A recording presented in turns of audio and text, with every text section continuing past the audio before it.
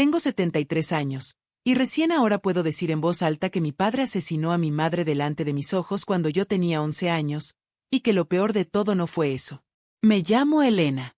Vivo sola en un apartamento pequeño en las afueras de la ciudad, rodeada de fotografías que nunca miro pero que tampoco puedo tirar. Cada mañana me despierto con el mismo peso en el pecho, como si alguien hubiera colocado una piedra sobre mis costillas mientras dormía. Hay secretos que no envejecen con el cuerpo, sino que se pudren por dentro, y el mío lleva más de 6 décadas carcomiendo lo que queda de mí. Durante años, la gente me preguntaba por qué nunca me casé, por qué no tuve hijos, por qué siempre parecía estar huyendo de algo invisible. Yo sonreía, cambiaba de tema, me inventaba excusas. Pero la verdad es que cuando creces en una casa donde el amor es una trampa y la confianza es una sentencia de muerte, aprendes que es mejor estar sola que arriesgarte a que alguien descubra quién eres realmente. Mi padre se llamaba Héctor. Para el resto del mundo era un hombre trabajador, respetable, de esos que saludan a los vecinos y van a misa los domingos. Lo que nadie sabía es que detrás de esa fachada perfecta vivía un monstruo tan paciente que podía esperar años para destruirte completamente. Mi madre, Lucía, era una mujer hermosa pero quebrada. Tenía los ojos más tristes que he visto jamás, como si en ellos habitara un llanto eterno que nunca encontró salida. Yo no lo sabía entonces, pero ella ya estaba muerta mucho antes de que mi padre le quitara la vida, solo que su cuerpo todavía no se había dado cuenta. Ahora, tantos años después, puedo ver los patrones que entonces era demasiado joven para comprender. Puedo ver cómo mi madre caminaba siempre con la cabeza ligeramente inclinada, como si se estuviera disculpando por existir. Puedo recordar cómo sus manos nunca dejaban de moverse, limpiando, ordenando, tratando desesperadamente de crear un orden perfecto que mantuviera a raya la violencia de mi padre. Pero no importaba cuán perfecta fuera la casa, porque mi padre no buscaba la perfección, buscaba el control absoluto. Pero si crees que lo peor de mi historia fue presenciar un asesinato siendo una niña, déjame decirte que apenas estás en la superficie de un infierno que duró más de 2 décadas. Vivíamos en una casa de 2 plantas en un barrio tranquilo. Desde afuera, parecía el hogar perfecto, jardín bien cuidado, cortinas blancas, una bicicleta roja apoyada en el porche. Pero las paredes de esa casa guardaban gritos que nunca salieron y manchas de sangre que nadie más que nosotras vio. Recuerdo que mi madre cocinaba en silencio. No tarareaba canciones como las madres de mis amigas. No sonreía mientras pelaba patatas. Sus manos temblaban constantemente, y yo solía pensar que era por el frío, hasta que una tarde de verano, con 30 grados afuera, seguían temblando igual. Mi padre llegaba a casa a las 6 de la tarde en punto. Nunca antes, nunca después. Podías poner el reloj en hora cuando escuchabas el sonido de su coche estacionándose.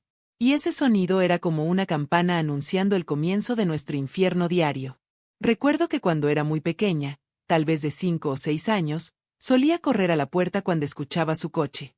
Le gritaba papi, con esa alegría inocente que tienen los niños que aún no conocen el miedo. Él me levantaba en brazos, me hacía girar, y yo reía. Pero esos recuerdos son tan viejos y tan borrosos que a veces me pregunto si realmente sucedieron, o si mi mente los inventó para tener algo bueno a lo que aferrarme. Porque para cuando tenía 8 años, ya no corría a recibirlo.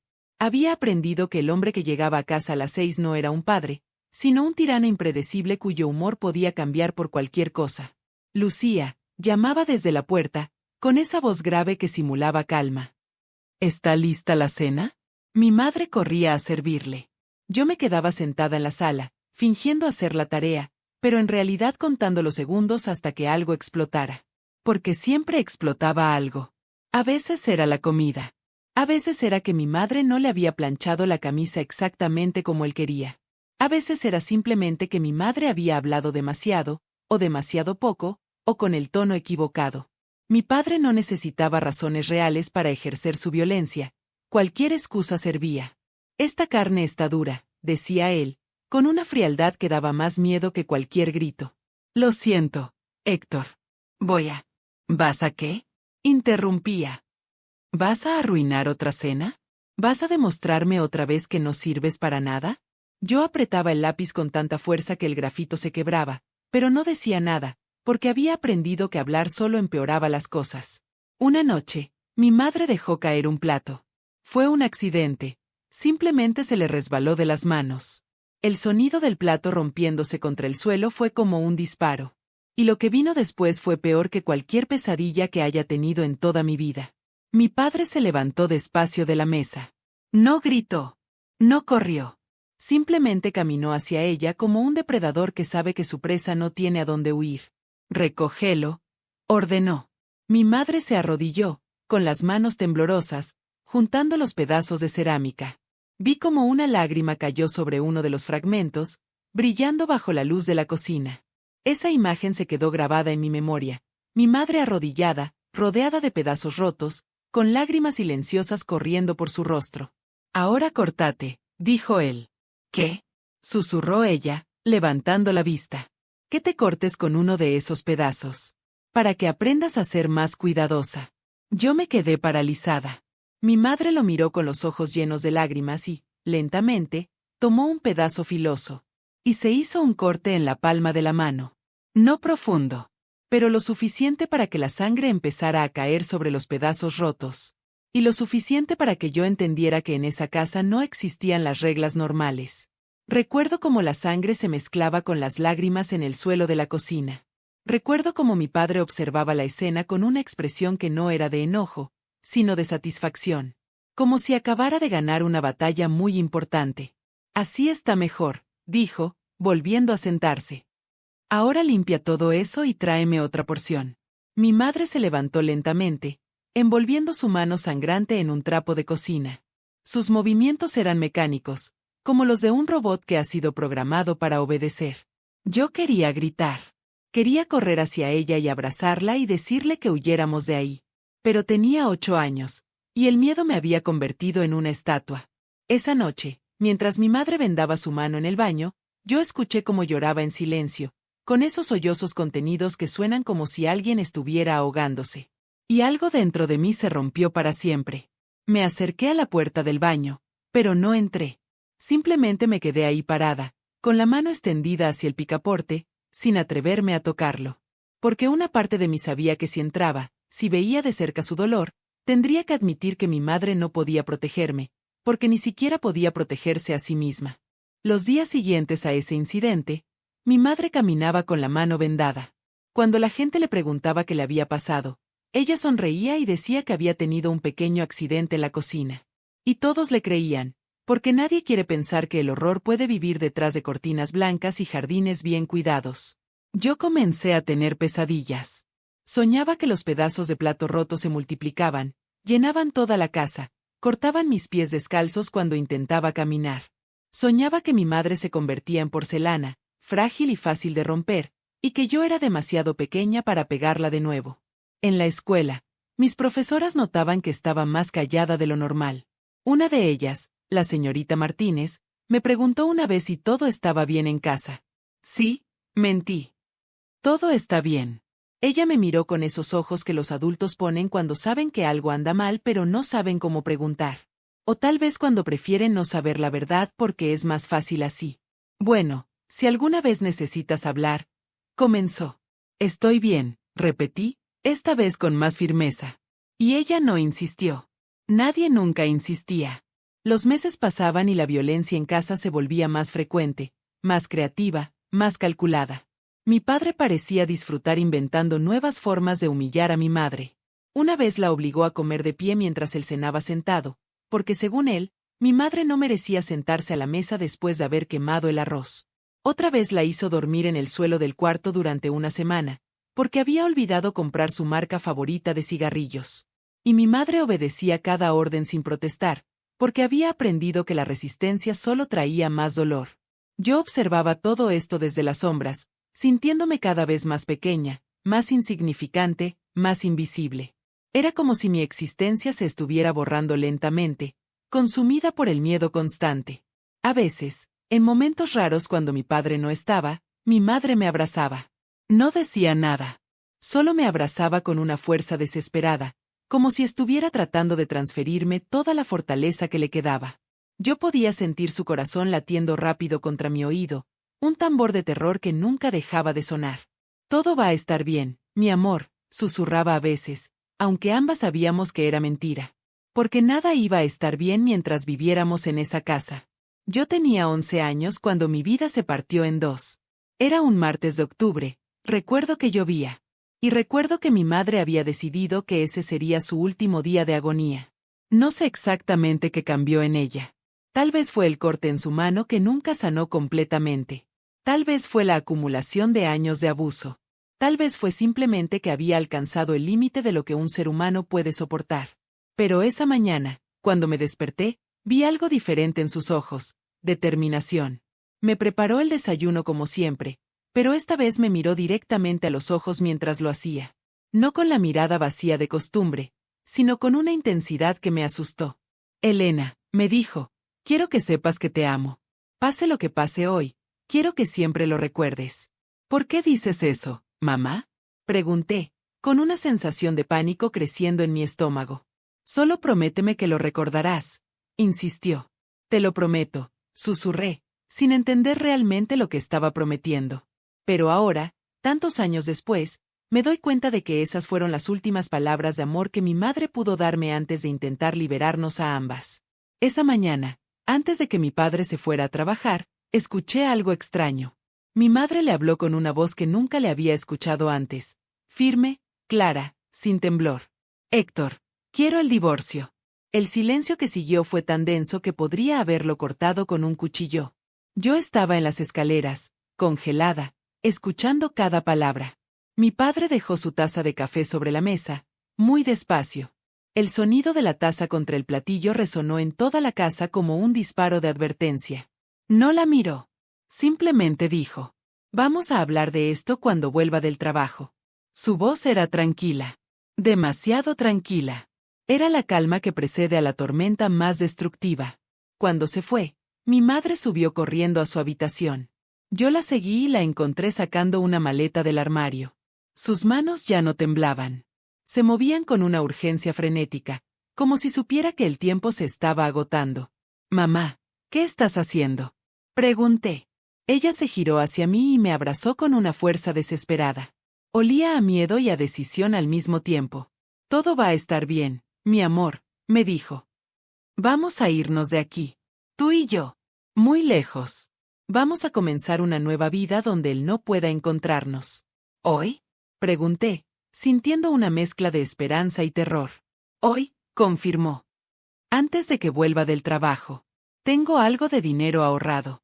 No es mucho, pero será suficiente para llegar a casa de tu tía Clara. Ella nos ayudará. Pero nunca llegamos a irnos. Mi madre pasó el día empacando nuestras cosas. Ropa, documentos, algunas fotografías. Yo la ayudaba, sintiendo por primera vez en años algo parecido a la esperanza. Íbamos a escapar. Íbamos a ser libres. Recuerdo que esa tarde, mientras empacábamos, mi madre comenzó a cantar. Era una canción que no había escuchado en años, una canción de cuna que solía cantarme cuando era bebé. Su voz sonaba quebrada por el llanto contenido, pero también había algo de alegría en ella. Pronto vas a poder tener una vida normal, mi amor, me dijo. Vas a poder hacer amigas sin miedo. Vas a poder reír sin tener que mirar sobre tu hombro. Vas a poder ser una niña de verdad. Yo quería creerle tanto que dolía. Pero entonces, a las 5:30 de la tarde, media hora antes de que mi padre llegara, sonó el teléfono. Mi madre contestó. Y vi como todo el color se drenaba de su rostro. ¿Qué? Susurró. No, eso no es posible. Colgó el teléfono con manos temblorosas. Me miró con ojos llenos de lágrimas. Y supe que algo había salido terriblemente mal. Era tu padre, dijo con voz quebrada. Alguien le dijo que saqué dinero del banco esta mañana. Viene en camino a casa. Ya salió del trabajo. Pero todavía tenemos tiempo, dije desesperadamente. Podemos irnos ahora. Vamos. Ella negó con la cabeza, y vi en sus ojos algo que me heló la sangre: resignación. Había vuelto a rendirse. No llegaríamos lejos, dijo. Conoce todos los lugares a los que podríamos ir. Nos encontraría. Entonces tenemos que intentarlo. Grité. Mamá, por favor. Pero ella simplemente se sentó en la cama, entre las maletas a medio hacer, y comenzó a llorar. No el llanto silencioso de costumbre, sino sollozos profundos que sacudían todo su cuerpo. Lo siento, repetía una y otra vez. Lo siento mucho, Elena. Te fallé. Te fallé igual que me fallé a mí misma. Yo me arrodillé frente a ella, tomando sus manos entre las mías. Esas manos que habían trabajado tanto, que habían sangrado tanto, que habían intentado protegerme tanto. No me has fallado, mamá, le dije. Por favor, todavía podemos irnos. Ella me miró con una ternura devastadora. Y entonces escuchamos el sonido que ambas temíamos, el coche de mi padre estacionándose en la entrada. Había llegado temprano. Y venía preparado para lo peor. A las 6 de la tarde, como siempre, mi padre entró a casa. Pero esta vez no preguntó por la cena. Esta vez subió directamente a la habitación donde mi madre estaba sentada entre las maletas. Yo subí detrás de él. No sé por qué. Algo me empujó a seguirlo, como si una parte de mí ya supiera lo que iba a pasar. Y me quedé en el pasillo, mirando por la rendija de la puerta. Él entró a la habitación y miró las maletas. Luego miró a mi madre. No dijo nada durante lo que pareció una eternidad. Finalmente, con esa voz peligrosamente tranquila, preguntó: ¿Así que te vas? Sí, respondió mi madre, y aunque su voz temblaba, había determinación en ella. Y me llevo a Elena. Y entonces mi padre sacó un revólver del cajón de la mesita de noche. No sé cuándo lo había puesto ahí. No sé si siempre había estado ahí, esperando este momento. Pero en ese instante, supe que mi padre había estado preparado para esto desde hace mucho tiempo. No, dijo.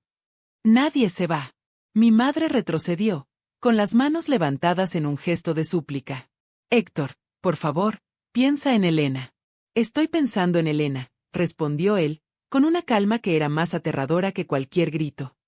Estoy pensando en que no voy a dejar que la conviertas en lo que eres tú, una fracasada que huye de sus responsabilidades. Solo queremos una oportunidad de ser felices. Gritó mi madre, con lágrimas corriendo por su rostro. ¿Felices?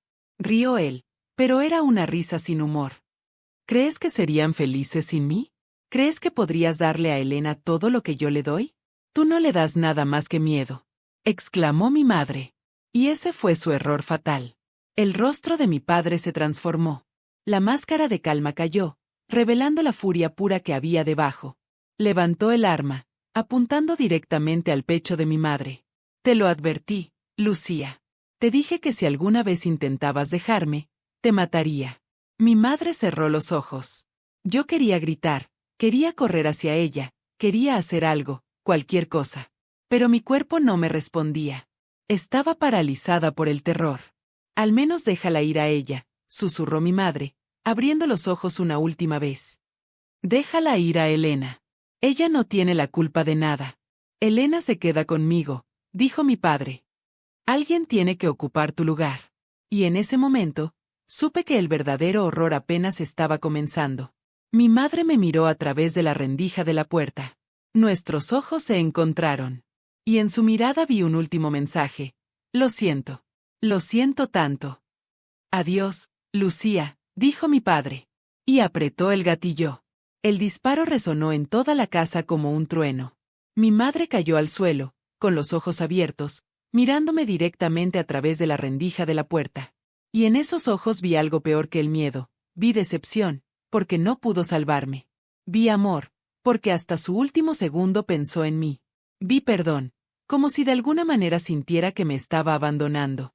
La sangre comenzó a extenderse por el suelo de madera, oscura y espesa, formando un charco que crecía con cada segundo. Yo observaba todo como si estuviera viendo una película, como si mi mente no pudiera procesar que lo que estaba viendo era real. Mi padre guardó el arma en el cajón con la misma calma con la que la había sacado. Luego se arrodilló junto al cuerpo de mi madre. Y por un momento, vi algo en su rostro que podría haber sido remordimiento. Pero desapareció tan rápido que tal vez solo lo imaginé. Se levantó, se limpió las manos en un pañuelo, y caminó hacia la puerta.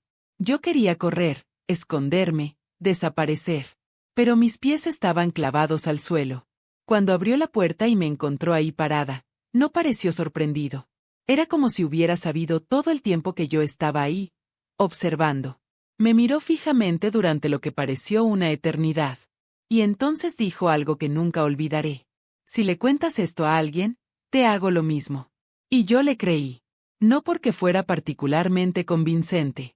No porque pensara que realmente querría hacerlo, sino porque acababa de demostrar que era absolutamente capaz de cumplir sus amenazas. Me agarró del brazo, con tanta fuerza que dejó marcas que duraron días, y me llevó a mi habitación. Me encerró con llave desde afuera. «Quédate aquí», ordenó. «No hagas ningún ruido. Si escucho algo, vuelvo con el arma». Durante las siguientes horas, escuché cómo mi padre se movía por la casa. Escuché sonidos de cosas siendo arrastradas. Agua corriendo. Escuché cómo meticulosamente eliminaba cualquier evidencia de lo que realmente había pasado.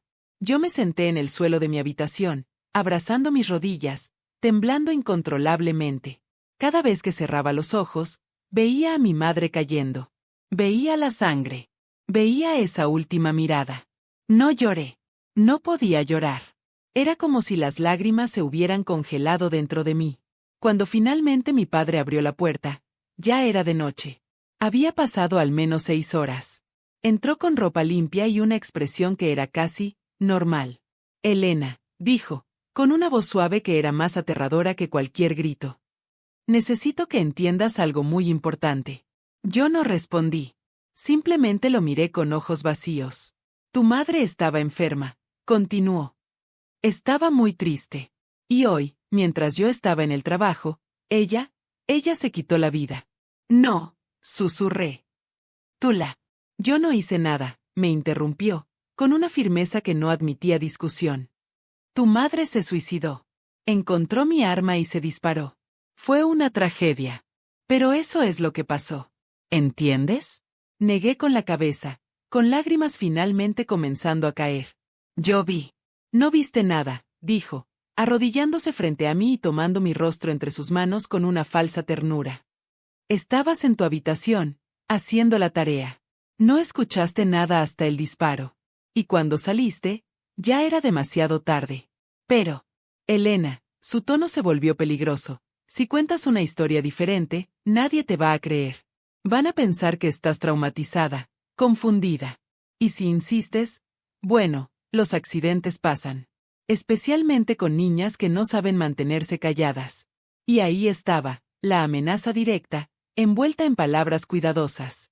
«Además», continuó, soltando mi rostro y levantándose, «si le dices a alguien lo que realmente crees que viste, van a pensar que estás loca. Van a llevarte lejos de aquí. A un hospital para niños con problemas mentales. ¿Es eso lo que quieres?». Negué con la cabeza, aterrorizada. «Entonces vamos a contar la historia correcta». «¿Entendido?». «Entendido», susurré, sintiendo como una parte fundamental de mí moría en ese momento. Esa fue la primera vez que traicioné a mi madre. Pero no sería la última. Mi padre llamó a emergencias a la medianoche, con una voz quebrada, perfectamente actuada. «Mi esposa, creo que se suicidó. Por favor, vengan rápido». Cuando llegó la policía, encontraron a mi madre en el suelo, con el revólver a su lado. Mi padre había colocado sus huellas en el arma. Había limpiado cualquier evidencia de forcejeo. Había creado la escena perfecta. Los oficiales hicieron preguntas. Mi padre respondió con la devoción perfecta de un esposo destrozado. Habló de cómo mi madre había estado deprimida últimamente. De cómo había intentado ayudarla pero ella rechazaba toda ayuda. De cómo nunca imaginó que llegaría tan lejos. Luego me preguntaron a mí. Yo estaba sentada en el sofá, envuelta en una manta, con mi padre parado justo detrás de mí. Podía sentir su presencia como una sombra amenazante. «Elena», dijo uno de los oficiales, con voz amable, «¿puedes contarme qué pasó esta noche?». Abrí la boca. Las palabras verdaderas estaban ahí, listas para salir. «Mi padre la mató. Yo lo vi. Por favor, ayúdenme». Pero cuando miré a mi padre, vi la advertencia en sus ojos. Yo estaba en mi habitación, mentí, con voz temblorosa. Haciendo la tarea. Escuché un ruido fuerte. Cuando salí, mi mamá estaba en el suelo. «¿No escuchaste nada antes del disparo?», preguntó el oficial. «¿Ninguna discusión?». Mi padre tensó los hombros imperceptiblemente. «No», mentí. «No escuché nada». El oficial asintió, tomando notas. Y así, con esas simples palabras, me convertí en cómplice del asesinato de mi madre. Estaba deprimida, les dijo a los oficiales mi padre, con lágrimas falsas corriendo por sus mejillas. Yo traté de ayudarla, pero no pude salvarla. Los oficiales se miraron entre ellos. Uno de ellos suspiró. Y supe que le habían creído completamente. Es una tragedia, dijo uno de ellos, poniendo una mano en el hombro de mi padre. Lo lamento mucho. Nadie sospechó nada. Porque los monstruos más peligrosos son los que saben usar máscara. Esa noche, después de que se llevaran el cuerpo de mi madre, después de que los policías se fueran, después de que la casa quedara en silencio, mi padre vino a mi habitación. Yo estaba acostada en la cama, con los ojos abiertos, mirando al techo. Se sentó en el borde de mi cama. No dijo nada por un largo rato. Finalmente, habló. Lo hiciste bien hoy, Elena. No respondí. Sé que es difícil, continuó. Pero hiciste lo correcto. Ahora es solo tú y yo. Y vamos a estar bien. Vamos a ser una familia feliz. Una familia feliz. Como si eso fuera posible después de lo que había hecho. Intenta dormir, dijo, levantándose. Mañana va a ser un día largo. Cuando llegó a la puerta, se detuvo. Y sin voltear a mirarme, dijo. Tu madre te amaba mucho, Elena. Pero estaba enferma. No podía cuidarte como yo puedo. Al final, esto fue lo mejor para todos. Y con esas palabras, intentó reescribir la realidad misma. Cerró la puerta, dejándome sola en la oscuridad. Y fue entonces, finalmente, cuando lloré. Lloré por mi madre, que había intentado salvarnos y había fallado. Lloré por la vida que nunca tendríamos juntas. Lloré por mí misma, porque de alguna manera sabía que lo peor aún estaba por venir. Pero sobre todo, lloré porque sabía que mi silencio había sellado mi destino.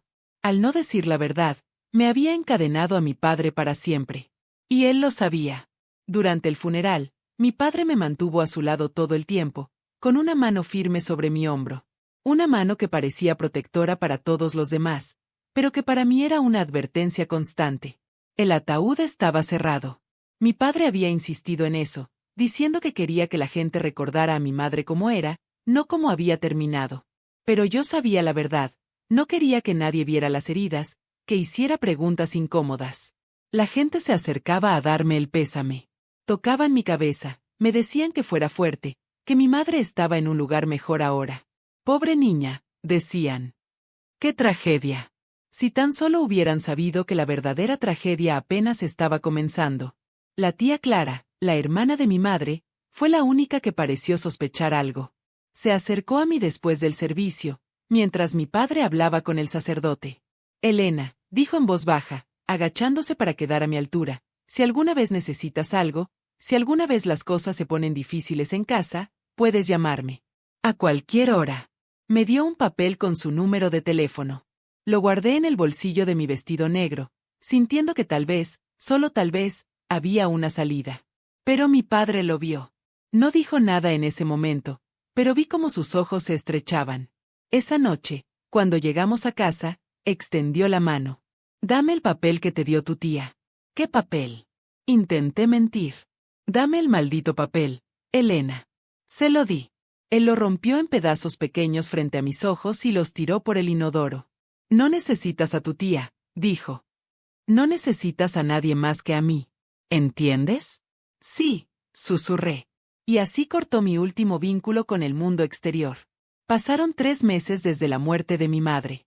3 meses en los que viví como un fantasma en esa casa, evitando a mi padre, durmiendo con la puerta cerrada con llave, saltando ante cualquier ruido. 3 meses en los que él me observaba con una mirada que no entendía pero que me hacía sentir sucia. Mi padre cambió después del funeral. O tal vez simplemente dejó de fingir. Ya no había pretensiones de ser un padre normal. No me preguntaba cómo había ido mi día en la escuela. No cocinaba cenas elaboradas. Simplemente existía en la casa como una presencia oscura y amenazante. Yo trataba de hacerme invisible. Llegaba de la escuela, hacía mi tarea en silencio, comía lo que encontraba en la cocina, y me encerraba en mi habitación. Era como vivir con un depredador, sabiendo que en cualquier momento podría atacar. Una noche, 3 meses y 4 días después de la muerte de mi madre, sí, llevaba la cuenta, escuché que tocaban la puerta de mi habitación. Elena, dijo su voz desde el otro lado. Abre. Estoy durmiendo, mentí, aunque mi corazón latía tan fuerte que estaba segura de que podía escucharlo. Abre la puerta. Ahora. Con las manos temblando, quité el seguro. Él entró, y cerró la puerta detrás de sí. Y en ese momento supe que mi vida nunca volvería a ser la misma.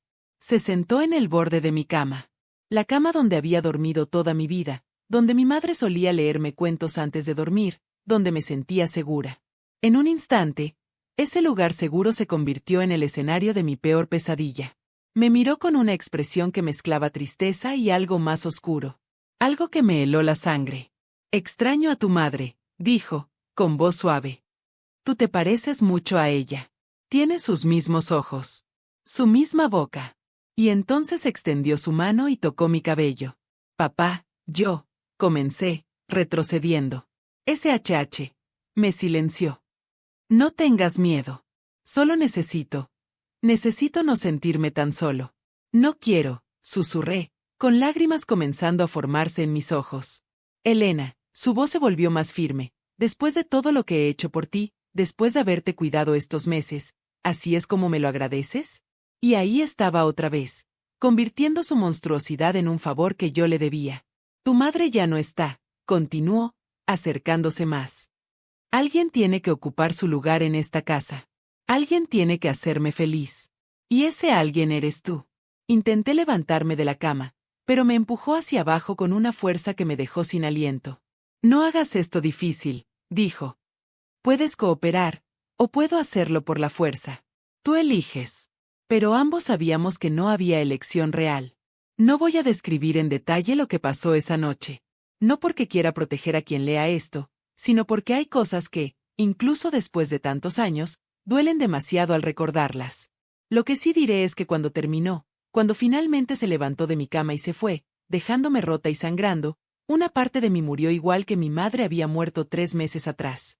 Me quedé acostada en la oscuridad durante horas, incapaz de moverme, incapaz de procesar lo que había pasado. Mi cuerpo dolía. Pero el dolor físico no era nada comparado con el vacío que sentía dentro. Pensé en mi madre. Pensé en cómo había intentado salvarnos. Y me pregunté si de alguna manera ella había sabido que esto pasaría. Si por eso había querido huir tan desesperadamente. Cuando finalmente logré levantarme, caminé al baño. Me miré en el espejo. Y no reconocí a la niña que me devolvía la mirada. Mis ojos estaban vacíos. Mi rostro estaba pálido. Tenía marcas en los brazos donde me había sujetado. Era como mirar a un fantasma. Me lavé, tratando de eliminar cualquier rastro de lo que había pasado. Pero sabía que no importaba cuánto me lavara, nunca me sentiría limpia otra vez. Volví a mi habitación y cambié las sábanas. Las metí al fondo del armario, preguntándome qué hacer con ellas. ¿Las lavaba? ¿Las tiraba? ¿Cómo deshacerse de la evidencia de tu propia violación? Finalmente, las dejé ahí, escondidas entre ropa vieja. Como si al esconderlas pudiera esconder también lo que había pasado. No dormí esa noche. Ni la siguiente. Ni la siguiente. En la escuela, trataba de actuar normal. Pero todo había cambiado. Cada vez que un maestro me tocaba el hombro, me sobresaltaba. Cada vez que un compañero se acercaba demasiado, retrocedía. Mis calificaciones comenzaron a bajar. Yo, que siempre había sido una estudiante ejemplar, de repente no podía concentrarme en nada. Las palabras en los libros se volvían borrosas. Los números en las ecuaciones no tenían sentido. Una profesora, la señorita Rodríguez, me llamó después de clase una tarde. Elena, estoy preocupada por ti, dijo. Has cambiado mucho desde lo de tu madre. Estoy bien. Mentí automáticamente. No pareces estar bien, insistió. ¿Pasa algo en casa? ¿Tu padre está? Por un momento, consideré decirle la verdad. Las palabras estaban ahí, en la punta de mi lengua. Mi padre me viola. Cada noche. Asesinó a mi madre. Por favor, ayúdame. Pero entonces recordé la amenaza. Y el silencio volvió a ganar. Mi padre está bien, dije. Es solo que extraño mucho a mi mamá. La señorita Rodríguez suspiró. Me dio un abrazo que hizo que quisiera desmoronarme y contarle todo. Si alguna vez necesitas hablar, comenzó. Gracias, interrumpí, alejándome del abrazo. Pero estoy bien. Mentira número 234. O tal vez había perdido la cuenta. Esa primera noche se convirtió en una rutina. Una rutina que duró años. Al principio, mi padre venía a mi habitación 1 o 2 veces por semana. Pero con el tiempo, se volvió más frecuente. A veces era todas las noches. A veces me dejaba en paz por una semana y yo comenzaba a pensar que tal vez había terminado. Pero siempre volvía. Aprendí a reconocer las señales. Cuando llegaba a casa de mal humor, sabía que vendría esa noche. Cuando tomaba más de lo normal durante la cena, sabía que sería peor. Cuando me miraba con esa expresión particular durante el desayuno, sabía que esa noche no dormiría. Aprendí a disociarme. Era la única manera de sobrevivir. Cuando él entraba a mi habitación, yo me iba a otro lugar en mi mente. Imaginaba que estaba en la playa donde habíamos ido de vacaciones una vez, antes de que todo se volviera oscuro. Podía sentir la arena bajo mis pies, escuchar las olas, oler el mar. O imaginaba que estaba en un bosque, caminando entre árboles altos que bloqueaban el cielo. Me imaginaba tan lejos en ese bosque que nadie podría encontrarme nunca. A veces me imaginaba que era otra persona completamente. Una niña en otro país, con otra familia, viviendo una vida normal. Pero mi cuerpo seguía ahí, en esa cama, sufriendo cosas que ningún niño debería sufrir. Y después, cuando él se iba, yo volvía. Volvía a ese cuerpo dolorido, a esa habitación que olía a su colonia, a esa realidad de la que no había escape. Me volví experta en ocultar las marcas. Usaba mangas largas incluso en verano. Pantalones en lugar de faldas. Bufandas cuando había moretones en mi cuello. Cuando alguien preguntaba, tenía excusas preparadas. Me había caído. Me había tropezado con la puerta. Era torpe. Siempre había sido torpe. Y la gente aceptaba esas excusas porque era más fácil que enfrentar la verdad. Porque nadie quiere creer que el horror puede vivir en una casa normal, en un barrio tranquilo, detrás de una fachada perfecta. En la escuela, me volví invisible. No tenía amigas. No hablaba con nadie. Las otras niñas de mi edad comenzaban a interesarse en maquillaje, en chicos, en fiestas. Yo solo pensaba en sobrevivir otro día.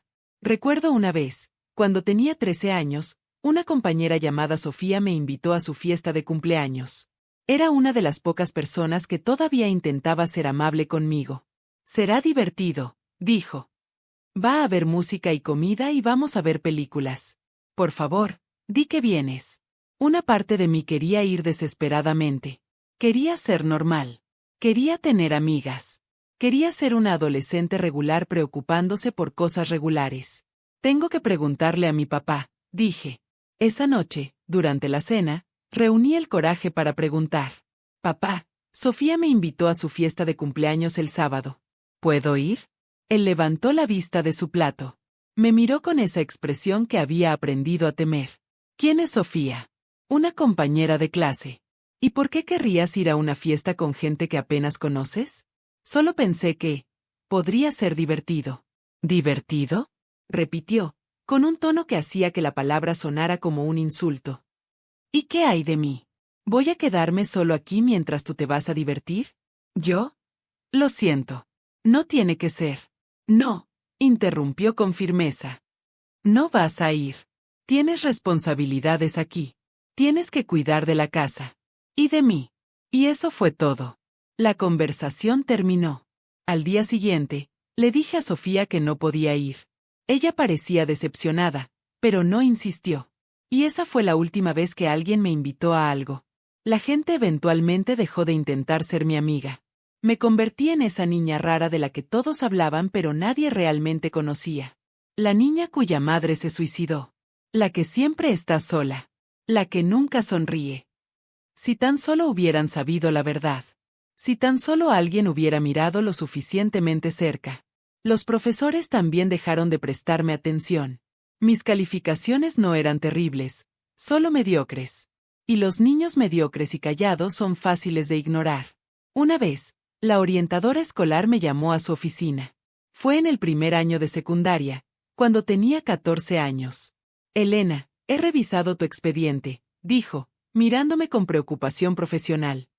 Tus calificaciones han bajado considerablemente desde el incidente con tu madre. ¿Está todo bien en casa? Ahí estaba otra vez esa pregunta. ¿Está todo bien en casa? Si hubiera sido honesta, habría dicho, no. Nada está bien. Mi padre me viola regularmente. Vivo en un constante estado de terror. Cada noche rezo para no despertar a la mañana siguiente. Pero en lugar de eso, dije, sí, todo está bien. Solo, todavía extraño a mi mamá. La orientadora asintió, como si esa respuesta explicara todo. Como si el duelo fuera una excusa suficiente para mi deterioro. Es completamente normal, dijo. El duelo puede durar mucho tiempo. Pero si alguna vez necesitas hablar, mi puerta está siempre abierta. Otra puerta que nunca crucé. Otra oportunidad que dejé pasar. Porque en el fondo, había aprendido algo terrible. Nadie realmente quiere saber la verdad si es demasiado horrible. La gente hace preguntas, pero esperan respuestas simples. Quieren escuchar estoy triste o estoy teniendo problemas para concentrarme. No quieren escuchar mi padre me viola cada noche y amenaza con matarme si hablo. Eso es demasiado. Eso rompe la ilusión de que el mundo es un lugar seguro. Así que yo les daba las respuestas que querían escuchar. Y ellos se sentían mejor al pensar que habían hecho su parte al preguntar. Cuando cumplí 15 años, algo cambió. O más bien, yo cambié. No fue un cambio repentino. Fue gradual, como el lento endurecimiento de algo que había sido suave. Mi miedo comenzó a transformarse en algo más frío, más duro. Comencé a planear. No un escape, todavía era demasiado joven para eso. Sino formas de sobrevivir. Escondía dinero cuando podía. Monedas del cambio cuando mi padre me mandaba a comprar algo. Billetes pequeños que encontraba en sus pantalones antes de lavarlos. Los guardaba en una lata vieja que había enterrado en el jardín trasero. No era mucho, pero era mío. Era un secreto que él no conocía. También comencé a documentar. Escribía todo en un diario que escondía entre las páginas de un libro viejo de mi madre. Escribía las fechas. Los detalles de lo que me hacía. Las amenazas que me decía. Todo, en letra pequeña y apretada, llenando página tras página. No sabía para qué lo estaba guardando. Tal vez pensaba que algún día sería mi evidencia. O tal vez solo necesitaba sacar el veneno de mi mente antes de que me matara desde adentro. Mi padre notó el cambio en mí. Yo ya no lloraba cuando venía a mi habitación. Ya no suplicaba que parara. Simplemente me quedaba quieta, mirando al techo, esperando a que terminara. Y creo que eso lo perturbaba más que mis lágrimas. ¿Qué te pasa? Me preguntó una noche. ¿Por qué ya no reaccionas? No respondí. Porque no tenía respuesta. O tal vez la respuesta era demasiado simple. Me había roto tan completamente que ya no quedaba nada que pudiera romperse. Te estoy hablando, insistió, con esa voz peligrosa. Ya no siento nada, dije finalmente, con una voz plana, sin emoción. Mataste todo lo que sentía. Esperaba que se enojara, que me golpeara. Pero en lugar de eso, vi algo en sus ojos que me sorprendió, dolor. No quería que fuera así, dijo. Yo solo necesitaba. ¿Qué? Lo interrumpí, con una frialdad que no sabía que poseía. ¿Necesitabas violar a tu propia hija? ¿Esa era tu gran necesidad? Me golpeó. Fuerte. Tan fuerte que caí de la cama. No hables así, siseó. No uses esas palabras. Me levanté lentamente, tocando mi mejilla donde me había golpeado. Y lo miré directamente a los ojos. ¿Qué palabras debería usar? Pregunté. ¿Qué palabras hacen que lo que me hace sea menos horrible? Por un momento, pensé que me mataría. Vi la rabia en sus ojos, la forma en que sus manos se cerraban en puños. Pero entonces algo cambió en su expresión. Se derrumbó. Literalmente se sentó en el suelo y comenzó a llorar. Lo siento, sollozaba. Lo siento mucho. No sé qué me pasa. No sé por qué hago esto. Y en ese momento, lo odié aún más. Porque incluso en su culpa, estaba buscando mi compasión. Me quedé de pie, mirándolo llorar, sintiendo absolutamente nada. Ni lástima, ni satisfacción, ni siquiera odio. Solo un vacío profundo y oscuro. Vete de mi habitación, dije con voz plana. Él levantó la vista, sorprendido por mi tono. Elena. Yo. Vete. Y para mi sorpresa, lo hizo. Esa noche marcó un cambio en nuestra dinámica. Mi padre comenzó a tratarme de manera diferente. Ya no venía a mi habitación todas las noches. A veces pasaban semanas sin que me tocara. Pero cuando lo hacía, era peor. Como si estuviera castigándome por haberlo desafiado. También comenzó a controlarme de otras maneras. Revisaba mi mochila cada día cuando llegaba de la escuela. Monitoreaba las llamadas del teléfono de la casa. Leía mis tareas para asegurarse de que no estuviera escribiendo nada sobre él. Una vez encontró mi diario. Yo había sido descuidada. Lo había dejado bajo mi almohada en lugar de esconderlo apropiadamente. Llegué de la escuela y lo encontré sentado en mi cama, con el diario abierto en sus manos. Mi sangre se congeló. ¿Qué es esto?, preguntó, levantando el diario. Es solo un diario, tartamudeé. Cosas de la escuela. ¿Cosas de la escuela? Río, pero era una risa sin humor. ¿Es esto cosas de la escuela? Comenzó a leer en voz alta, con una voz monótona que hacía que mis propias palabras sonaran aún más perturbadoras. 27 de septiembre. Vino otra vez. Dolió más que la última vez. Quiero morirme. Por favor, supliqué. Por favor, devuélvemelo. Por favor, repitió. Tienes el descaro de escribir esto, de documentar mentiras sobre mí, y luego decir por favor. No son mentiras, dije, con lágrimas comenzando a caer. Sabes que no son mentiras. Se levantó lentamente, con el diario en sus manos. Y luego, frente a mis ojos, comenzó a arrancarlo página por página. No, grité, intentando detenerlo. Me empujó hacia atrás con tanta fuerza que choqué contra la pared. Siguió arrancando páginas, haciéndolas pedazos, destruyendo meses de documentación. Cuando terminó, el suelo estaba cubierto de fragmentos de papel. Fragmentos de mi verdad, hechos pedazos. Si vuelvo a encontrar algo así, dijo, con una calma aterradora, no solo lo destruiré. Te destruiré a ti. Salió de mi habitación, dejándome entre los pedazos. Pasé horas esa noche tratando de juntar los fragmentos, pero era imposible. Muchas partes se habían perdido para siempre. Igual que partes de mí. A los 16 años, intenté escapar por primera vez. Había juntado suficiente dinero de mi escondite en el jardín, casi $200 en monedas y billetes pequeños. Un día, después de la escuela, simplemente no fui a casa. Caminé hasta la estación de autobuses. El corazón me latía tan fuerte que pensé que todos podían escucharlo. Cada paso que daba lejos de esa casa se sentía como una victoria. Compré un boleto para la ciudad donde vivía mi tía Clara. No la había visto desde el funeral de mi madre, pero recordaba su oferta de ayuda. Me subí al autobús y me senté junto a la ventana, observando cómo mi vecindario desaparecía en la distancia. Por primera vez en 5 años, sentí algo parecido a la esperanza. El viaje duró 2 horas. Durante todo ese tiempo, imaginé mi nueva vida. Mi tía me acogería. Llamaríamos a la policía. Mi padre sería arrestado. Yo sería libre. Pero la realidad, como siempre, fue mucho más cruel que mis fantasías. Cuando llegué a la ciudad de mi tía, me di cuenta de que no sabía su dirección. Solo recordaba vagamente el área donde vivía. Caminé por las calles durante horas, buscando algo familiar. El sol comenzaba a ponerse. Tenía hambre y frío. Finalmente, reuní el coraje para preguntarle a un transeúnte si conocía a Clara Mendoza. Me miró con sospecha. ¿Eres de aquí?, preguntó. No, ¿yo? Estoy buscando a mi tía. ¿Tus padres saben dónde estás? Y ahí estaba. La pregunta que no podía responder honestamente. Sí, mentí. Solo me perdí. El hombre no parecía convencido. Me di cuenta de que estaba a punto de llamar a la policía. Entré en pánico y corrí. Corrí hasta que mis pulmones ardían y mis piernas temblaban. Me encontré en un parque, sentada en una banca, mientras la noche caía completamente. No tenía a dónde ir.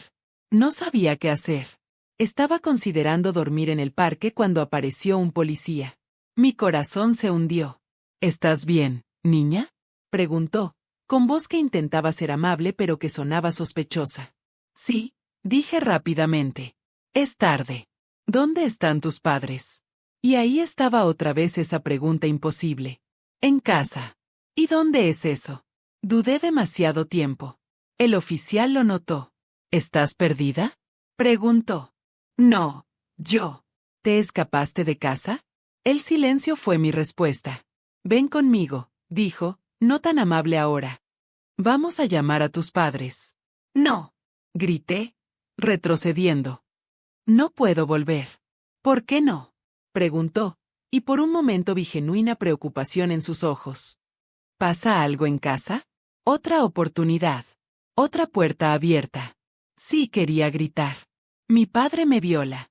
Ha estado violándome durante 5 años. Asesinó a mi madre. Por favor, ayúdame. Por favor. Pero entonces pensé en las amenazas. En el revólver. En cómo nadie me había creído antes. No, dije finalmente. Solo, tuve una pelea con mi papá. Me asusté y huí. Pero está bien. Todo está bien. El oficial no pareció totalmente convencido, pero asintió. Me llevó a la estación. Llamaron a mi padre. Él llegó 2 horas después. Cuando entró a la estación, tenía el rostro perfecto de un padre preocupado. Los ojos rojos como si hubiera estado llorando. La voz quebrada al decir mi nombre. Elena. Exclamó, corriendo hacia mí y abrazándome frente a los policías. Estaba tan preocupado. ¿Por qué te fuiste? ¿Yo? Comencé, pero él me apretó más fuerte, una advertencia silenciosa.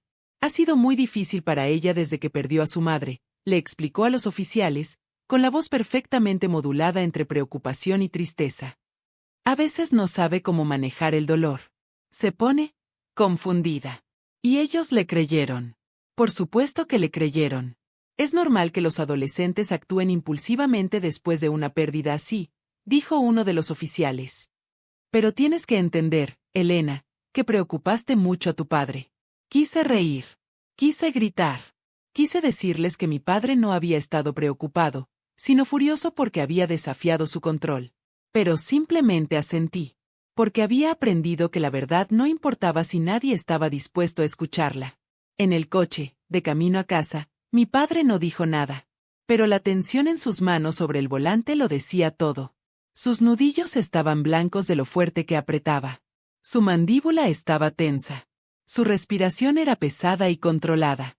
Yo miraba por la ventana, viendo pasar las luces de la carretera, preguntándome si debería simplemente abrir la puerta y tirarme del coche en movimiento. Sería rápido. Sería final. Sería mejor que volver a esa casa.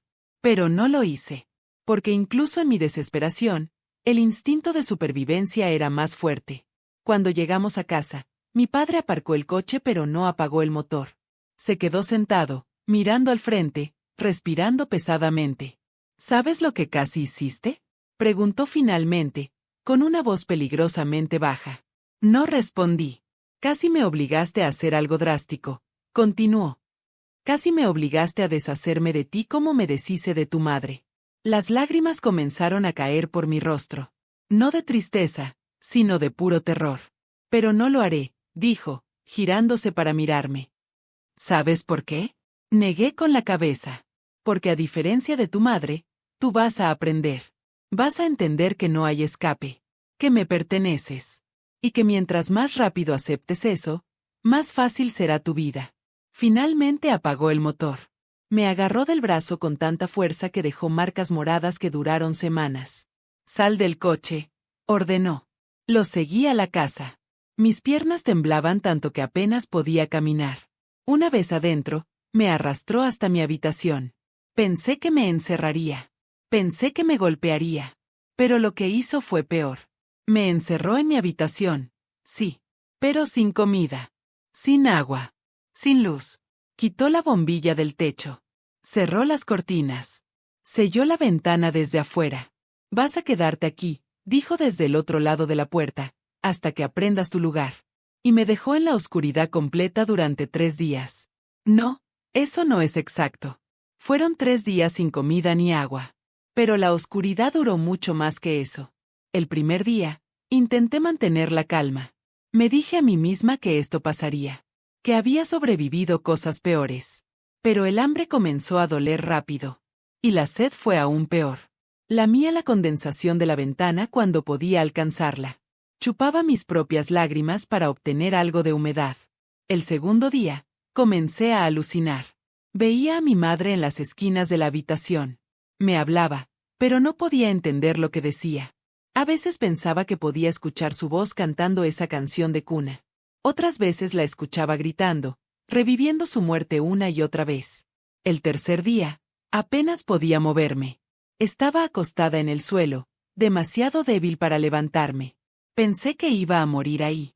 Y una parte de mí quería hacerlo. Solo para que terminara. Entonces la puerta se abrió. La luz que entró era tan brillante que me dolió. Mi padre entró con una bandeja de comida. La dejó en el suelo, delante de mí. No dijo nada. Simplemente se quedó mirándome, esperando.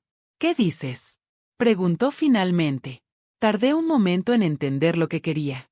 Mi mente estaba nublada por el hambre y la deshidratación. Gracias, susurré, con la voz ronca. Más fuerte. Gracias, papá. Y sonrió. Sonrió como si acabara de ganar la lotería.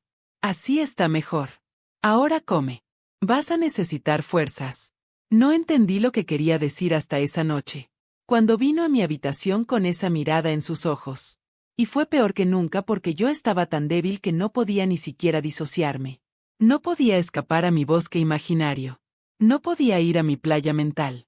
Simplemente estuve ahí, completamente presente, sintiendo cada segundo de mi propia destrucción. Cuando terminó y se fue, me quedé acostada en la oscuridad, mirando al techo. Y tomé una decisión. No intentaría escapar físicamente otra vez. Era demasiado arriesgado. Él siempre me encontraría. Pero podía escapar mentalmente. Podía convertirme en alguien que él no pudiera alcanzar. Podía sobrevivir hasta que fuera lo suficientemente fuerte para destruirlo.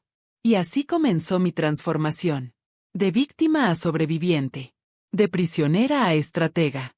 No pasó de la noche a la mañana. Fue un proceso lento, doloroso, que tomó años. Pero cada día, me hacía un poco más fuerte. Un poco más fría. Un poco más determinada. Y esperaba. Cumplí 17 años. Luego 18. Legalmente era adulta, pero seguía siendo su prisionera. Mi padre se volvió más posesivo con el tiempo. Controlaba cada aspecto de mi vida, con quién hablaba, a dónde iba, qué ropa usaba. Cuando me aceptaron en la universidad de la ciudad, pensé que finalmente tendría mi escape, que podría vivir en el campus, lejos de él. Felicidades, Elena, dijo mi padre cuando se enteró, con una sonrisa que no alcanzaba sus ojos. Vas a vivir aquí mientras estudias. Es más económico. Y así puedo cuidar de ti. Pero papá, yo quería. ¿Querías qué? ¿Dejarme solo después de todo lo que he hecho por ti? ¿Después de cómo te he cuidado todos estos años? Y ahí estaba otra vez, convirtiendo su abuso en un favor. Además, continuó, no confío en que puedas cuidarte sola. Eres tan frágil, Elena. Tan propensa a hacer cosas estúpidas, como aquella vez que intentaste escapar. No tenía elección. Nunca había tenido elección. Así que fui a la universidad, pero vivía en casa. Cada día era el mismo ciclo: ir a clases, volver antes del anochecer, cumplir con mis obligaciones. En la universidad, traté de tener algo parecido a una vida normal. Me inscribí en clases que me interesaban. Intenté hablar con algunos compañeros. Había un chico en mi clase de literatura. Se llamaba Daniel. Era el tipo de persona que iluminaba una habitación al entrar, siempre sonriendo, siempre amable con todos. Un día, después de clase, se acercó a mí. Oye, un grupo de nosotros vamos a estudiar en la biblioteca. ¿Quieres venir? Fue una invitación tan simple, tan normal. Pero para mí era como si me hubiera ofrecido el mundo. Yo, no sé si pueda, dije, sintiendo ese familiar nudo de ansiedad en el estómago. Vamos, será divertido. Solo es estudiar. Nada del otro mundo. Y por primera vez en años, dije que sí. Pensé, ¿qué podría pasar? Solo es la biblioteca. Volveré a casa a tiempo. Esas 2 horas en la biblioteca fueron las más normales que había sentido desde que tenía 11 años. Hablamos de libros, de profesores, de cosas triviales que personas normales discuten. Daniel me hacía reír. No recordaba la última vez que había reído de verdad. Deberías venir más seguido, dijo cuando nos despedimos. Eres más divertida de lo que pensé. Esas palabras me acompañaron todo el camino a casa, como una pequeña luz en mi oscuridad constante. Pero cuando llegué a casa, 5 minutos tarde, mi padre estaba esperando en la puerta. Su expresión era de furia contenida. Son las 9:05, dijo, con esa voz peligrosamente calmada. Te dije que estuvieras aquí a las 9. Lo siento, el autobús. No me mientas. Su mano se cerró alrededor de mi brazo. ¿Dónde estabas? En la biblioteca, estudiando. ¿Con quién? Con compañeros de clase. ¿Compañeros? ¿O con ese chico que te vi hablando la semana pasada? Mi sangre se congeló. Él había estado vigilándome. Había ido a mi universidad sin que yo lo supiera. Solo estábamos estudiando, insistí, sintiendo las lágrimas comenzar a formarse. Los hombres no quieren solo estudiar con una chica, Elena. Quieren una cosa. Y tú eres tan estúpida que no te das cuenta. Me arrastró dentro de la casa. Esa noche fue una de las peores. No solo por lo que me hizo físicamente, sino por lo que dijo mientras lo hacía. Eres mía, repetía una y otra vez. Ningún otro hombre te va a querer. Ningún otro hombre te va a tocar. Solo yo. Para siempre. Y en ese momento, algo dentro de mí se rompió de una manera diferente.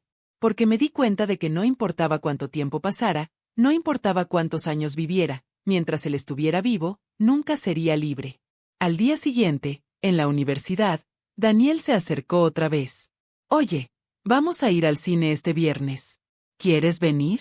Todo en mí quería decir que sí. Quería ser una chica normal que va al cine con amigos. Pero sabía lo que pasaría si lo hacía. No puedo, dije, más bruscamente de lo que pretendía. Ok, tal vez otro día entonces. No. Daniel. No puedo. No ahora, no otro día, no nunca. Él me miró confundido y algo herido. ¿Hice algo mal? No, yo solo aléjate de mí, ¿ok? Vi el dolor en sus ojos. Pero era mejor eso que ponerlo en peligro. Porque sabía lo que mi padre era capaz de hacer. Lo había visto asesinar a mi madre. Y no dudaría en lastimar a alguien más que se interpusiera en su camino. Pero Daniel no se dio por vencido. Seguía siendo amable conmigo, aunque yo lo rechazaba constantemente. Un día, después de clase, me alcanzó en el pasillo. Mira, no sé qué está pasando contigo, dijo, pero si necesitas ayuda, si hay algo malo en tu vida, puedes confiar en mí. Por un momento, consideré decirle todo. Consideré agarrarme a esa mano extendida y dejar que alguien, finalmente, me salvara. Consideré confiar en otro ser humano por primera vez en casi una década. Gracias, dije finalmente, pero estoy bien. No pareces estar bien, insistió. Pareces asustada todo el tiempo. Como si estuvieras huyendo de algo. ¿Por qué lo estaba? Estaba huyendo de un monstruo que vivía en mi casa y dormía al final del pasillo. Daniel, por favor, solo déjalo así. Al menos dame tu número. Por si alguna vez necesitas hablar. Le di el número de la casa. Fue un error. 2 días después, Daniel llamó. Mi padre contestó. No sé qué le dijo mi padre exactamente durante esa llamada. Pero cuando colgó, tenía esa expresión que había aprendido a temer. ¿Quién es Daniel? Preguntó, con una calma que precedía a la tormenta. Un compañero de clase. ¿Un compañero de clase que tiene tu número de teléfono? Él solo quería preguntarme sobre una tarea. Mi padre se acercó a mí lentamente. Y entonces, sin previo aviso, me abofeteó tan fuerte que caí al suelo. No me mientas, gritó, con toda su furia finalmente liberándose. ¿Crees que soy estúpido? ¿Crees que no sé lo que está pasando? Nada está pasando. Grité de vuelta, sintiendo la sangre en mi boca donde mi diente había cortado el interior de mi mejilla. Ese chico quiere quitarte de mí. Quiere meterse entre nosotros. No hay un nosotros. Exploté, años de rabia finalmente saliendo. Lo que tenemos no es una relación. Es abuso. Es violación. Es. Me golpeó otra vez. Y otra. Y otra. Cuando finalmente paró, yo estaba en el suelo, sangrando, con el cuerpo dolorido. Pero lo peor no era el dolor físico. Lo peor era lo que dijo después. Voy a encargarme de ese chico. Voy a asegurarme de que nunca vuelva a molestarte. Y supe que no era una amenaza vacía. Al día siguiente, no fui a la universidad. Mis heridas eran demasiado visibles. Pero el día después, cuando volví, Daniel me evitó. No me miró. No me habló. Al final de la clase, finalmente lo confronté. Daniel, ¿qué pasa? Él me miró con una expresión que era mitad miedo, mitad disgusto. Y mi corazón se hundió. Tu padre vino a verme, dijo en voz baja. ¿Qué? ¿Cuándo? Ayer. Me encontró cuando salía de mi trabajo. Me mostró fotos. Mi mundo se detuvo. Fotos. Sabía exactamente qué fotos había mostrado. Las fotos que mi padre había estado tomando durante años. Fotos de mí. Fotos que hacían parecer que yo era una participante voluntaria en lo que me hacía. Daniel, yo puedo explicar. No quiero explicaciones, dijo, retrocediendo. No quiero nada que ver con esto. Contigo. Por favor, esas fotos no son lo que parecen. También me dijo otras cosas. Sobre ti. Sobre tu relación con él. Las lágrimas comenzaron a caer por mi rostro. Mi padre había destruido mi única oportunidad de conexión humana. Por favor, Daniel. Tienes que creerme. Él está mintiendo. Pero Daniel ya se estaba alejando. Y en sus ojos vi algo que me rompió completamente. Creía a mi padre. Lo siento, Elena, dijo. Pero esto es demasiado para mí. Y se fue, dejándome sola otra vez. Esa noche, cuando volví a casa, mi padre estaba esperándome con una sonrisa. Una sonrisa de victoria. ¿Cómo estuvo tu día? Preguntó, como si nada hubiera pasado. No respondí. Solo subí a mi habitación y cerré la puerta. Me senté en el borde de mi cama, con las manos temblando, mirando al vacío. Y tomé una decisión. No podía escapar. No podía pedir ayuda. Nadie me creería. Nadie me salvaría. Así que tendría que sobrevivir. Tendría que encontrar una manera de existir en este infierno hasta que llegara el momento correcto. Y cuando ese momento llegara, me aseguraría de que mi padre pagara por cada cosa que me había hecho. Los años siguientes fueron un blur de dolor y disociación. Aprendí a funcionar como un robot, ir a la universidad, volver a casa, sobrevivir a cada noche, despertar y repetir. Me gradué de la universidad a los 22 años. Con honores, irónicamente. Porque estudiar era mi escape. Cuando estaba perdida en un libro, no tenía que pensar en lo que me esperaba en casa. Conseguí un trabajo en una biblioteca. Era perfecto, tranquilo, solitario, rodeada de historias de otras personas en lugar de tener que vivir la mía. Mi padre me permitió trabajar con una condición.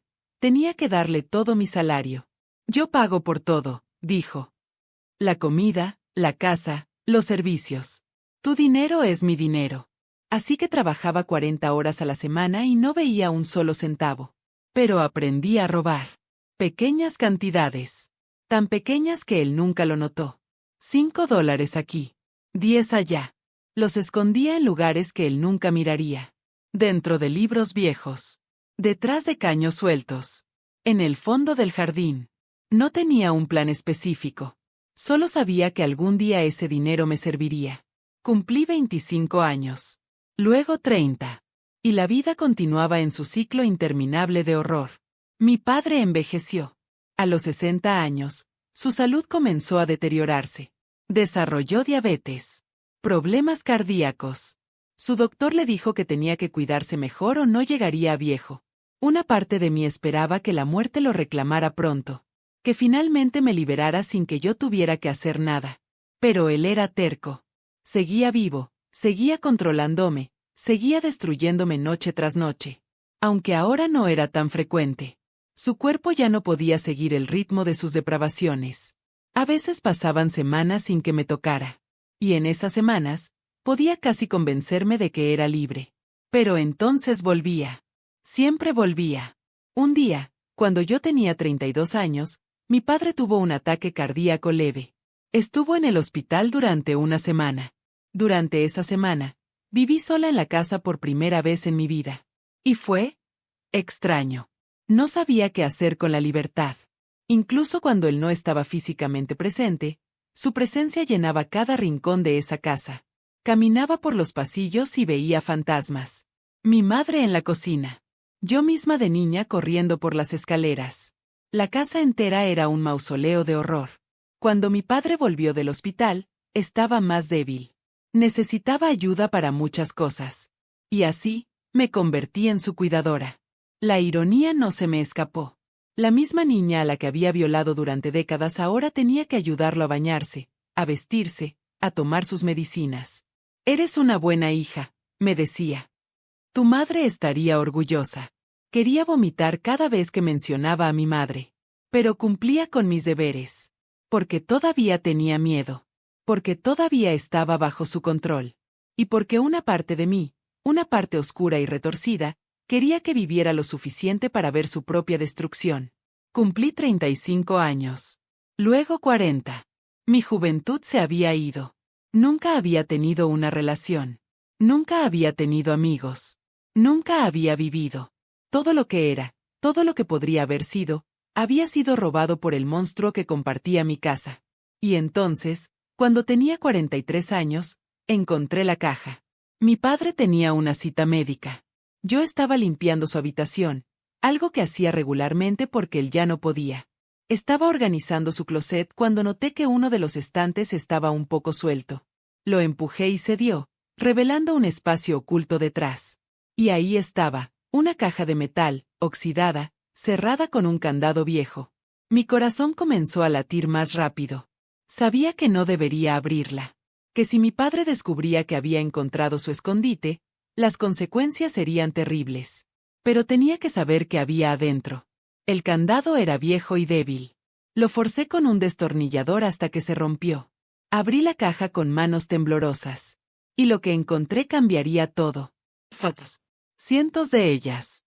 Fotos mías, desde que tenía 11 años hasta ahora. Algunas eran inocentes. Yo durmiendo, yo leyendo, yo simplemente existiendo. Pero la mayoría no lo eran. Eran documentación de cada violación. De cada vez que me había destruido. Sentí náuseas subiendo por mi garganta. Pero seguí buscando. Había recortes de periódicos. Sobre mi madre. Uno en particular llamó mi atención. Era del periódico local, publicado 2 semanas después de su muerte. El titular decía, surgen dudas sobre el supuesto suicidio de mujer local. Leí el artículo completo, palabra por palabra. Un vecino había reportado haber escuchado una discusión fuerte la noche de la muerte de mi madre. Una discusión entre un hombre y una mujer. Gritos. Un disparo. Pero la investigación se había cerrado rápidamente. El oficial a cargo había concluido que era suicidio sin investigar más a fondo. Y mi padre había guardado ese artículo como un trofeo. Seguí buscando en la caja. Y entonces encontré algo que me heló la sangre. Una grabadora. Vieja, de esas que usaban cassettes. La encendí con manos temblorosas. Y escuché la voz de mi padre, grabada décadas atrás. Nota para mí mismo. 15 de octubre. Lucía sigue amenazando con irse. Dice que va a llevar a Elena y que nunca más me verá. No puedo permitir eso. Pausa. Sonido de algo siendo vertido. Probablemente whisky. He pensado mucho en esto. Si ella se va, lo pierde todo. Si intenta llevarme a la corte, usaré a Elena en su contra. Pero si eso no funciona. Otra pausa. Más larga esta vez. Voy a tener que tomar medidas permanentes. Haré que parezca suicidio. Es fácil. La gente siempre cree que las mujeres deprimidas se suicidan. Y Lucía ha estado deprimida durante años. Mi sangre se congeló. Mi padre había planeado el asesinato de mi madre. Semanas antes de hacerlo. Pero la grabación continuaba. La niña será un problema. Pero puedo manejarla. Siempre he podido. Es tan frágil, tan fácil de controlar. Y cuando sea mayor. Una risa. Una risa que me hizo querer arrancar mis propios oídos. Cuando sea mayor, podrá ocupar el lugar de su madre en todos los sentidos. Será perfecta. Será mía. Y nadie nunca lo sabrá. Fin de la grabación. Me quedé sentada en el suelo de su habitación, con la grabadora en mis manos, mientras lágrimas silenciosas caían por mi rostro. No eran lágrimas de tristeza. Eran lágrimas de rabia pura. Mi padre no solo había asesinado a mi madre. Lo había planeado meticulosamente. Y había planeado también lo que me haría a mí. Todo había sido calculado. Cada momento de mi sufrimiento había sido premeditado. Y lo había grabado. Como evidencia. Como confesión. Como trofeo. Escuché el sonido de su coche llegando. Rápidamente guardé todo de vuelta en la caja y la coloqué en su escondite. Pero hice copias primero. Las fotos más importantes. El artículo. La grabación. Las escondí en mi propia habitación, en lugares que él nunca miraría. Porque sabía que esto era lo que había estado esperando. Esto era mi arma. Cuando mi padre entró a la casa, yo estaba en la cocina, preparando la cena como siempre. Actuando como si nada hubiera cambiado. ¿Cómo estuvo tu día?, preguntó, dejándose caer en su silla con un suspiro cansado. Bien, respondí, con voz monótona. Pero en mi cabeza, ya estaba planeando. Esa noche, mientras él dormía, saqué las copias y las estudié. Una por una. Memorizando cada detalle. La grabación era la prueba más fuerte. En ella, mi padre admitía haber planeado el asesinato. Pero también tenía las fotos. Las fotos que demostraban años de abuso. Y tenía el artículo, que demostraba que había habido dudas desde el principio. Por primera vez en 32 años, tenía esperanza. Pero sabía que tenía que ser cuidadosa. Si mi padre descubría lo que había encontrado, me mataría sin dudarlo. Así que esperé. Planeé. Preparé cada detalle. Primero, necesitaba el testimonio del vecino que había reportado los gritos. Si todavía estaba vivo. Si todavía recordaba esa noche. Lo busqué discretamente. Se llamaba Roberto Fernández. Y milagrosamente, todavía vivía en la misma casa. Un sábado, cuando mi padre estaba dormitando frente al televisor, salí con la excusa de ir al supermercado. En lugar de eso, fui a la casa del señor Fernández. Toqué su puerta con el corazón latiendo tan fuerte que pensé que explotaría. Un hombre mayor, de unos 80 años, abrió la puerta. ¿Sí?, preguntó, mirándome con curiosidad. Señor Fernández, soy Elena. Soy la hija de Héctor y Lucía. Necesito hablar con usted sobre la noche que murió mi madre. Su expresión cambió inmediatamente. Miedo, culpa, incomodidad, todo mezclado. Yo, ya hablé con la policía en su momento, dijo, intentando cerrar la puerta. Puse mi pie en el camino. No iba a dejar que esta oportunidad se escapara. Por favor, supliqué. Solo 5 minutos. Necesito saber la verdad. Él dudó, mirando mi rostro. Tal vez vio la desesperación en mis ojos. Entra, dijo finalmente, con un suspiro pesado. Pero solo 5 minutos. Nos sentamos en su sala. Olía a viejo, a años de soledad. ¿Qué quieres saber?, preguntó. La verdad, dije. Lo que realmente escuchó esa noche. Él se quedó en silencio por un largo momento. Sus manos temblaban mientras las juntaba en su regazo. Escuché gritos, dijo finalmente, con voz baja. Tu madre gritaba no, por favor. Escuché sonidos de lucha. Y luego escuché un disparo. ¿Por qué no insistió con la policía?, pregunté, aunque ya sabía la respuesta. Tu padre vino a verme, dijo, con vergüenza evidente en su rostro. La noche después del funeral. Me dijo que si yo causaba problemas, arruinaría mi vida. Dijo que tenía contactos en la policía. Que podía hacer que me arrestaran por falso testimonio. Otro testigo silenciado por el miedo. ¿Y le creyó? Era más joven entonces. Más cobarde. Las lágrimas comenzaron a formarse en sus ojos. He vivido con esa culpa durante 32 años. He visto crecer a esa niña pequeña sin madre, y supe que fue mi culpa por no hacer nada. No fue su culpa, dije, aunque una parte de mí lo culpaba. Mi padre es un monstruo. Manipula a todos. ¿Por qué vienes a preguntarme esto ahora?, dijo, mirándome con curiosidad. Después de tantos años. Porque finalmente tengo evidencia. Y voy a reabrir el caso. Sus ojos se abrieron con sorpresa. Y luego, lentamente, con algo parecido a la esperanza. ¿Estaría dispuesto a testificar?, pregunté. Si reabro el caso, si la policía investiga nuevamente, ¿les diría lo que me acaba de decir? Él se quedó en silencio por un largo rato. Podía ver la batalla interna en su rostro. Finalmente, asintió. Con lágrimas corriendo por su rostro arrugado. Sí, dijo.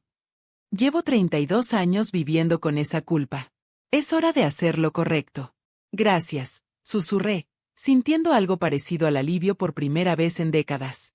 Pero Elena, agregó, con voz preocupada. Ten cuidado. Tu padre es peligroso. Si sospecha algo. Lo sé, dije.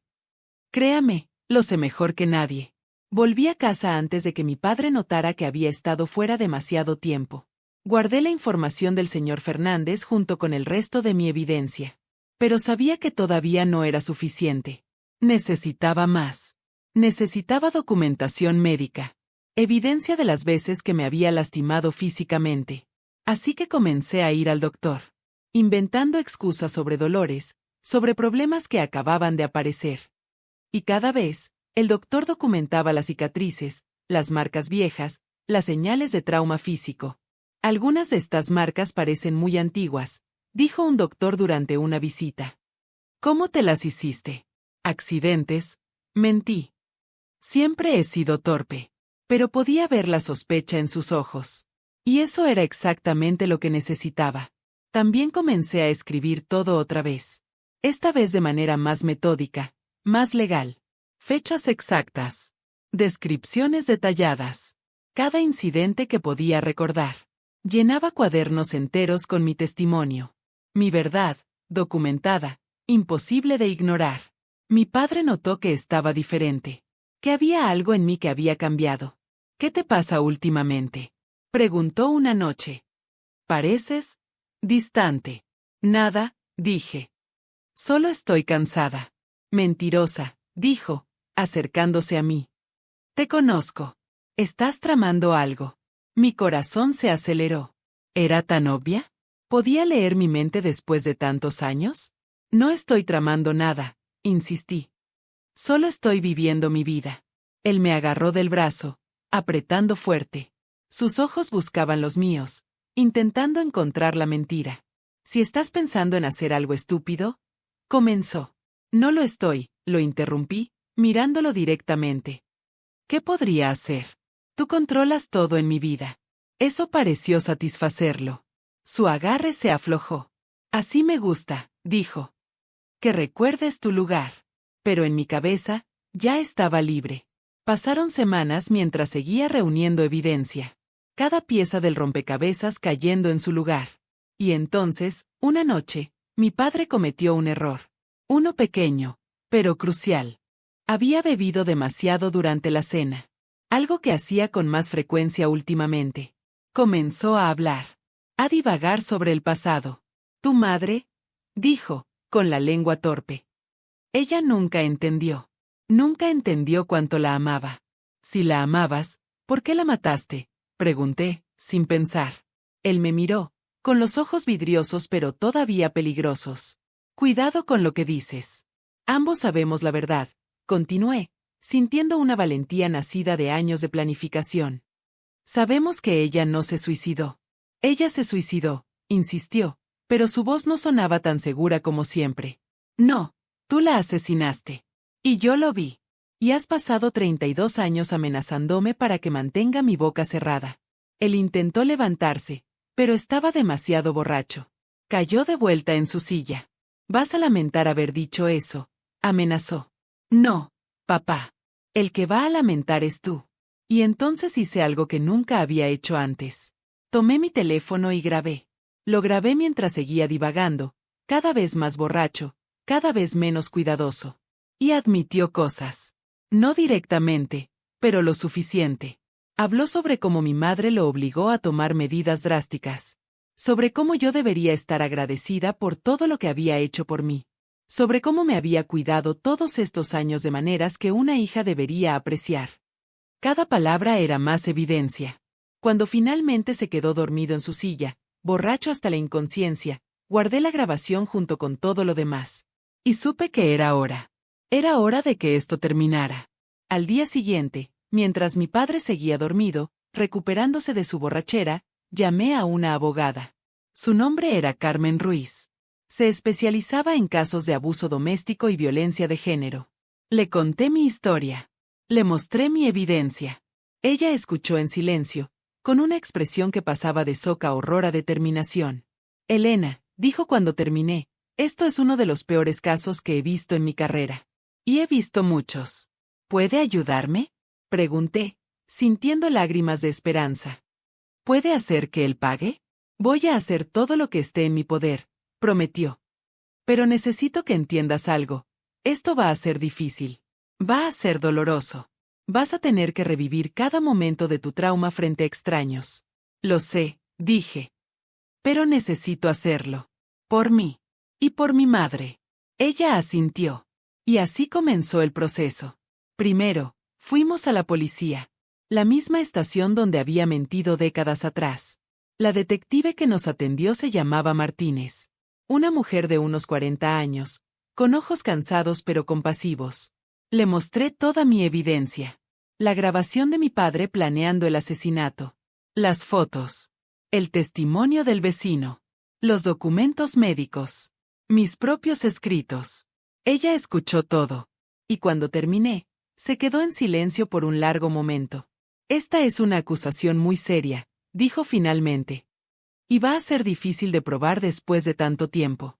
Pero la evidencia que tienes es abrumadora. ¿Va a investigar?, pregunté, apenas atreviéndome a esperar. Voy a hacer más que investigar, dijo, con determinación en su voz. Voy a reabrir este caso oficialmente. Y voy a asegurarme de que se haga justicia.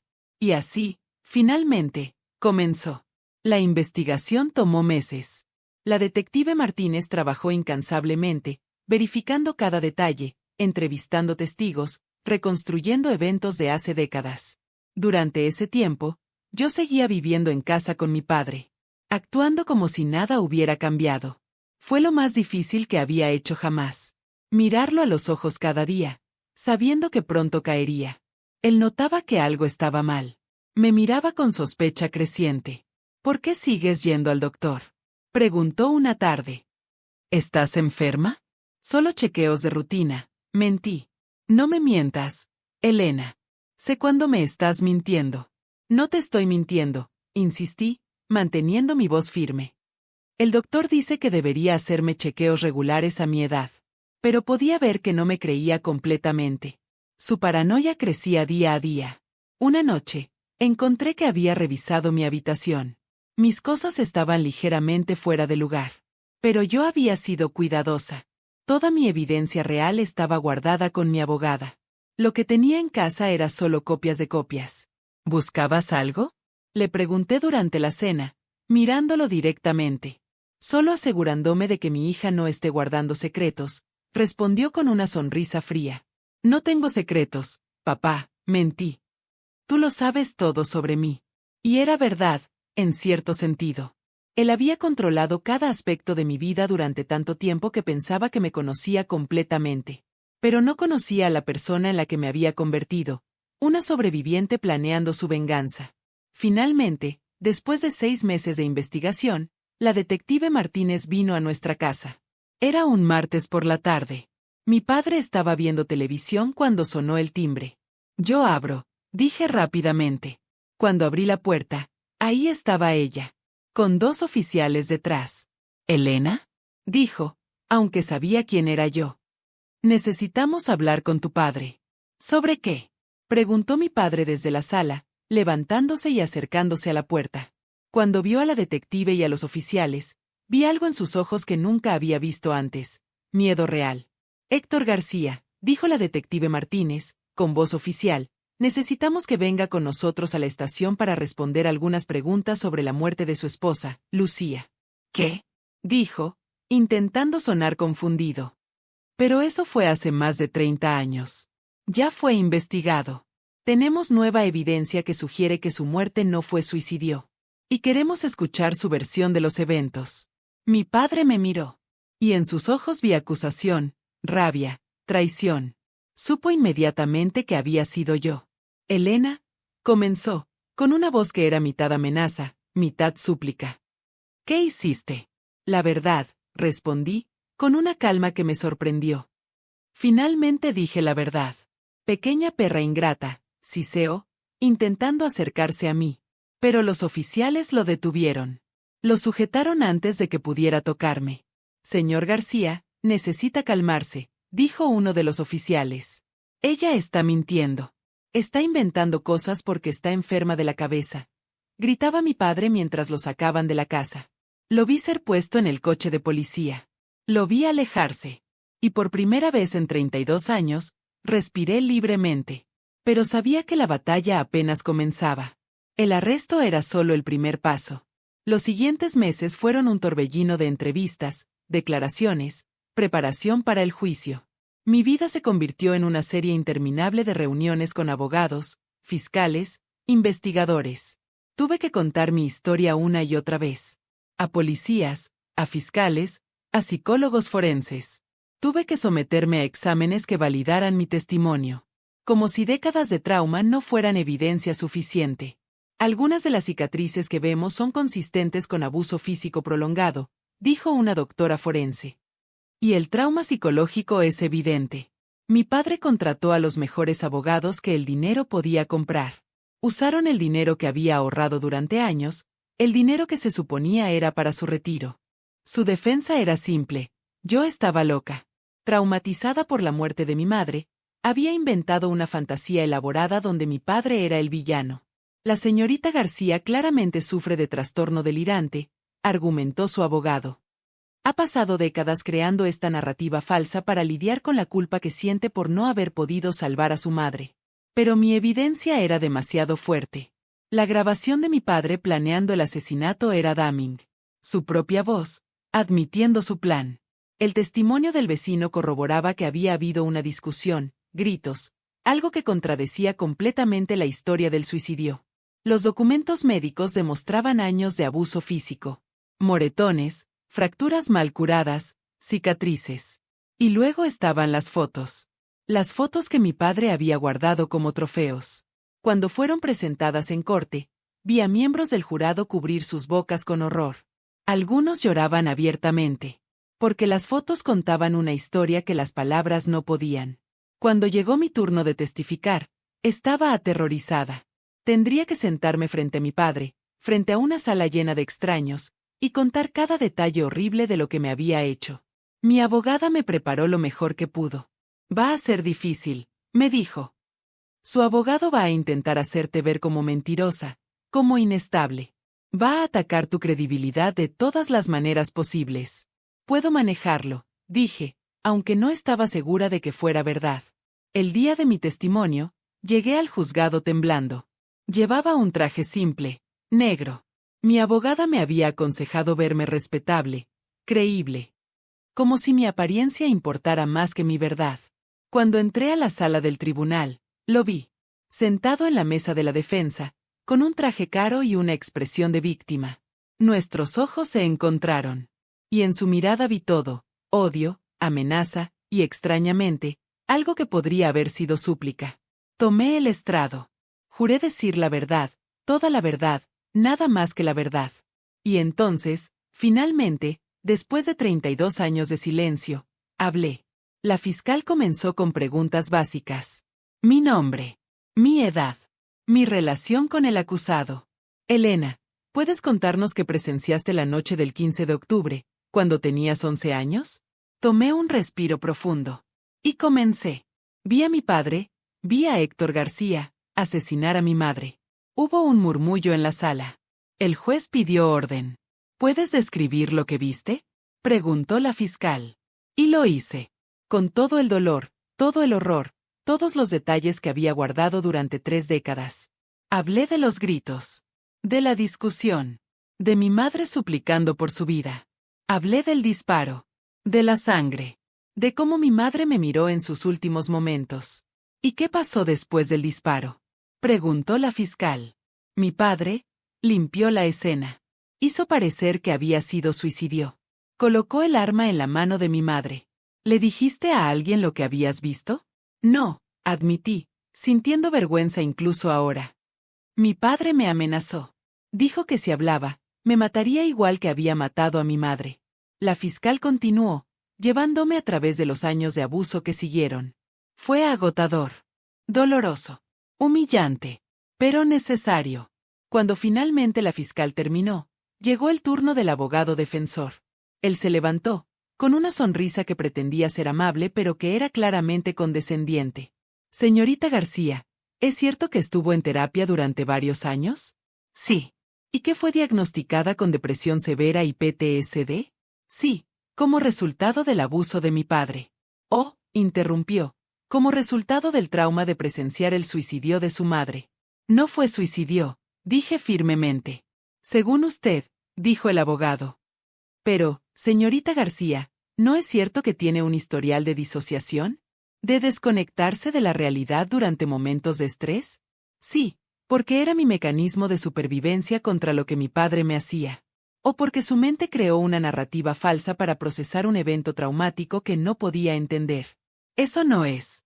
Señorita García, interrumpió otra vez, ¿no es cierto que intentó fugarse de casa cuando era adolescente? Sí. ¿Y que fue encontrada por la policía, claramente angustiada y confundida? Estaba huyendo del abuso. O estaba teniendo un episodio psicótico, sugirió. De hecho, los oficiales en ese momento notaron que parecía desorientada, que sus historias no coincidían. Porque tenía miedo de decir la verdad. O porque no había verdad que decir, solo la imaginación confundida de una niña traumatizada. Era brutal. Sistemático. Diseñado para destrozar mi credibilidad. Pero mi abogada me había preparado para esto. Y me mantuve firme. Tengo evidencia, dije calmadamente. Tengo la grabación de mi padre planeando el asesinato. Tengo fotos que él tomó. Tengo documentos médicos. Tengo un testigo. No son imaginaciones. Es evidencia real, tangible. El abogado defensor intentó desacreditar cada pieza de evidencia. Sugirió que la grabación podía haber sido editada. Que las fotos podrían haber sido tomadas con mi consentimiento.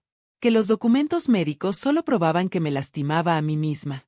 Pero no podía explicar el testimonio del vecino. No podía explicar por qué mi padre había guardado esa grabación por décadas. No podía explicar la totalidad de la evidencia. Después de 3 días de testimonio, finalmente bajé del estrado.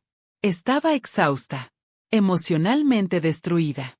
Pero también sentía algo que no había sentido en años: esperanza. El juicio duró 6 meses en total. Testigos, expertos, argumentos legales interminables. Pero finalmente, después de lo que pareció una eternidad, llegó el momento del veredicto. Estaba sentada en la sala del tribunal, con mi abogada a mi lado, esperando que el jurado volviera. Mi corazón latía tan fuerte que pensé que todos podían escucharlo. El jurado entró. No los miraban a los ojos. Eso era mala señal, según mi abogada. ¿Ha llegado el jurado a un veredicto?, preguntó el juez. Sí, su señoría, respondió el capataz del jurado. En el caso del asesinato de Lucía García, ¿cómo encuentra al acusado? El silencio que siguió pareció durar una eternidad. Culpable. La palabra resonó en la sala como un trueno. Sentí que mi cuerpo entero se aflojaba. Lágrimas comenzaron a caer por mi rostro. En los cargos de abuso sexual de menor, ¿cómo encuentra al acusado? Culpable. En los cargos de abuso físico y psicológico, ¿cómo encuentra al acusado? Culpable. Cargo tras cargo. Culpable. Culpable. Culpable. Miré a mi padre. Estaba inmóvil, mirando al frente, con la mandíbula apretada. Esperaba verlo derrumbarse. Esperaba lágrimas, rabia, algo. Pero lo que vi fue peor. Vi orgullo. Cuando leyeron la sentencia final, 25 años de prisión, sin posibilidad de libertad condicional. Mi padre finalmente me miró. Y en sus ojos, vi algo que me heló la sangre. No era arrepentimiento. No era miedo. Era satisfacción. Porque incluso en su derrota, había logrado marcarme para siempre. Había robado mi vida. Y ambos lo sabíamos.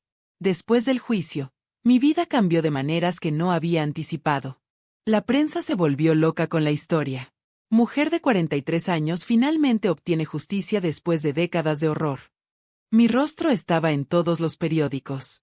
Mi historia en cada noticiero. Me convertí en un símbolo. Una sobreviviente. Una heroína para algunos. Pero yo no me sentía como una heroína. Me sentía cansada. Vacía. Rota. El trauma de décadas no desaparece con un veredicto de culpabilidad. Las cicatrices no sanan porque el monstruo esté en prisión. Intenté tener una vida normal. Me mudé de esa casa, finalmente. No podía seguir viviendo entre esos fantasmas. Encontré un apartamento pequeño. Comencé terapia intensiva. Mi terapeuta era una mujer amable llamada doctora Silva.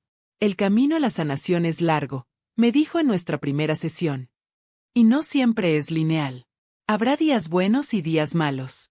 Había más días malos que buenos al principio. Pesadillas cada noche. Ataques de pánico. Cada ruido me sobresaltaba. Cada hombre que se me acercaba me hacía retroceder. El daño era tan profundo que no sabía si alguna vez sanaría completamente. Intenté reconectar con el mundo. Intenté hacer amigos. Pero era difícil. ¿Cómo explicas a la gente que conoces que pasaste 3 décadas siendo violada por tu padre? ¿Cómo tienes conversaciones normales cuando tu vida ha sido tan anormal? Una vez intenté salir en una cita. Un hombre amable que conocí en la biblioteca donde trabajaba. Fuimos a cenar. Él hablaba de cosas normales, su trabajo, sus pasatiempos, su familia. Y yo simplemente me sentaba ahí, sonriendo, asintiendo, sintiendo como si fuera una extraterrestre fingiendo ser humana. Cuando me tocó el brazo inocentemente, me sobresalté tan violentamente que tiré mi copa de agua. Lo siento, dijo rápidamente. ¿Estás bien? Sí, yo. Lo siento. No soy muy buena en esto. ¿En citas? En la vida, dije honestamente. La cita terminó incómodamente. Él nunca volvió a llamar. Y yo no lo culpé. ¿Quién querría estar con alguien tan rota? Mi padre murió en prisión 15 años después del juicio. Tenía 78 años. Fue un infarto. Rápido, según me dijeron. No sufrió. Eso me molestó. Que no sufriera. Después de todo el sufrimiento que había causado. No fui a su funeral. Ni siquiera cuando me llamaron para preguntarme si quería verlo una última vez. No, dije firmemente. No hay nada que quiera decirle. Nada que quiera escuchar de él. Cuando me informaron que había muerto, simplemente asentí y colgué el teléfono. Y luego me senté en silencio durante horas, esperando sentir algo. Esperaba sentir alivio. O alegría. O tristeza. O algo. Pero no sentí nada. Solo un vacío profundo y oscuro. Porque el daño que me hizo no murió con él. Las pesadillas continuaron. El miedo continuó. Su muerte no me devolvió mi infancia perdida. No me devolvió mi capacidad de confiar. No me devolvió los años robados. Solo significaba que ya no podía hacerme más daño. Pero el daño que ya había hecho, ese era permanente. Pasaron los años. Yo seguía en terapia. Seguía intentando sanar. Aprendí a funcionar. Aprendí a vivir con el trauma en lugar de dejar que me consumiera completamente. Encontré propósito en ayudar a otros. Me involucré en organizaciones que apoyaban a sobrevivientes de abuso. Hablaba en conferencias. Compartía mi historia, esperando que ayudara a alguien. Y a veces lo hacía. Recibía cartas de personas que decían que mi historia les había dado el coraje de hablar. Eso ayudaba. Un poco. Hacer que mi sufrimiento tuviera algún significado. Pero nunca aprendí a confiar completamente. Nunca aprendí a dormir sin pesadillas. Nunca aprendí a mirar mi propio reflejo sin ver a la niña de 11 años que vio morir a su madre. Ahora tengo 73 años. Y finalmente puedo contar esta historia completa. No la cuento porque quiero lástima. La cuento porque hay millones de niños ahí afuera viviendo el mismo infierno que yo viví. Niños que tienen miedo de hablar. Niños que piensan que nadie les va a creer. Niños que están sobreviviendo día a día, esperando el momento en que puedan escapar. Si estás leyendo esto y eres uno de esos niños, quiero que sepas algo. No es tu culpa. No importa lo que te hayan dicho, no importa cómo te haya manipulado para hacerte creer que tú pediste esto, que tú lo provocaste, que tú lo mereces. No es tu culpa. Y puedes sobrevivir. Yo lo hice. Y tú también puedes. No será fácil. Habrá días en que querrás rendirte. Habrá días en que el dolor será tan grande que pensarás que no vale la pena seguir adelante. Pero vale la pena. Porque cada día que sobrevives es un día que tu abusador no gana. Mi padre me quitó mi infancia. Me quitó mi inocencia. Me quitó la posibilidad de tener una vida normal. Pero no me quitó mi voluntad de vivir. Y al final, eso fue lo único que realmente importó. Porque yo seguí viva. Y él murió solo, en una celda, sin nadie que lo llorara. Y si eso no es venganza, no sé qué es. A veces la gente me pregunta si valió la pena. Si valió la pena revivir todo ese trauma, exponerme públicamente, pasar por el circo del juicio. Y mi respuesta siempre es la misma. Sí. Porque finalmente pude mirar a mi madre a los ojos, aunque solo sea en mis recuerdos, y decirle, lo hice, mamá. Hice lo que tú no pudiste. Te di justicia. Y eso me dio paz. No una paz perfecta. No la paz de alguien que nunca fue herido. Sino la paz de alguien que fue destrozado, pero que se negó a quedarse destrozado para siempre. La paz de una sobreviviente. Y si hay algo que he aprendido en estos 73 años de vida, es esto. Los monstruos existen. Pero los sobrevivientes también. Y al final, nosotros somos más fuertes. Porque seguimos aquí. Y ellos, eventualmente, desaparecen. Pero nuestra voz permanece. Y nuestra verdad no puede ser silenciada para siempre. Ahora, cuando me despierto en las mañanas, todavía siento ese peso en el pecho. Todavía tengo pesadillas algunas noches. Todavía me sobresalto cuando alguien me toca inesperadamente. Todavía lucho con la confianza, con la intimidad, con permitir que alguien se acerque. Pero estoy viva. Y después de todo lo que viví, después de 3 décadas de infierno, estar viva es una victoria en sí misma. Visito la tumba de mi madre a veces. Le llevo flores. Le hablo. Lo siento, mamá, le digo. Siento no haber podido salvarte. Siento haber tardado tanto en hacer lo correcto. Pero luego pienso en el veredicto. En mi padre pasando sus últimos años en prisión. En las personas que he ayudado al compartir mi historia. En los sobrevivientes que han encontrado su voz gracias a la mía. Y pienso que tal vez, solo tal vez, algo bueno salió de todo ese horror. Tal vez mi sufrimiento no fue en vano. Tal vez ayudó a cambiar aunque sea una vida. Y tal vez eso es suficiente. Porque al final, no podemos cambiar el pasado. No podemos deshacer el daño que nos hicieron. Pero podemos elegir qué hacer con él. Podemos dejar que nos destruya. O podemos usarlo para construir algo nuevo. Yo elegí sobrevivir. Elegí luchar. Elegí usar mi voz. Y aunque nunca recuperaré todo lo que me quitaron, nunca seré completamente la persona que podría haber sido. Al menos soy libre. Libre de su control. Libre de su violencia. Libre de su presencia. Y esa libertad, aunque llegó demasiado tarde, aunque costó demasiado, es más valiosa que cualquier cosa que alguna vez tuve. Ahora, al final de mi vida, cuando miro hacia atrás, veo todo el dolor, todo el sufrimiento, todas las cosas terribles que me pasaron. Pero también veo mi fuerza, mi resiliencia, mi capacidad de sobrevivir lo inimaginable. Y aunque desearía que mi historia fuera diferente, aunque desearía haber tenido una infancia normal, una vida normal, no puedo negar que soy quien soy por lo que viví. Y quien soy es una sobreviviente. Alguien que se negó a rendirse. Alguien que luchó por su justicia. Alguien que finalmente, después de tantos años, encontró su voz y la usó. Y eso, al final, es lo que importa. No la cantidad de años que sufrí, sino que sobreviví. No cuántas veces caí, sino que me levanté. No que fui victimizada, sino que me negué a quedarme siendo solo una víctima. Y si mi historia puede ayudar aunque sea a una persona, si mi verdad puede dar fuerzas a un sobreviviente más para hablar, entonces todo el dolor, todo el sufrimiento, todo el horror, no habrá sido completamente en vano. Porque mi voz, finalmente escuchada, finalmente creída, es más fuerte que cualquier silencio que me fue impuesto. Y esa es mi venganza final. No violencia. No odio. Sino verdad. La verdad que él intentó enterrar. La verdad que sobrevivió incluso cuando pensé que yo no lo haría. La verdad que, al final, lo destruyó a él más de lo que él nunca me destruyó a mí. Porque yo sigo aquí, contando esta historia. Y él está muerto, olvidado, excepto como el monstruo que fue. Y así es como debe ser.